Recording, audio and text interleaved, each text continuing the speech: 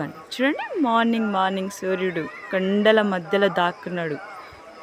Beautiful weather ఉంది and beautiful climate. ఎంత బాగుంటే ఎంత చాలా బాగుంది, కళ్ళకి చూడడానికి చాలా చాలా బ్యూటిఫుల్గా ఉంది. సో చూడండి, ఇది కోనేరు. ఇక్కడ అందరు స్నానాలు చేసుకుంటారు. తర్వాత అక్కడ పక్కన అది కళ్యాణకట్ట. హెయిర్ కట్ చేసుకోవడం, 5 కత్తర్లు ఇస్తారు కొంతమంది, గుండు చేయించుకుంటారు కొంతమంది. సో ఆ ప్లేస్ అక్కడ. సో ఇంకా మొత్తం టోటల్ వ్యూ మీకు పెడతాను నేను. టోటల్ టెంపుల్ టూర్ కూడా చేస్తాను. సో ఇక్కడ ఏంటంటే స్టే చేయొచ్చు మనం, చూసారా. అండ్ టెంపుల్ కూడా ఇక్కడనే ఉంది.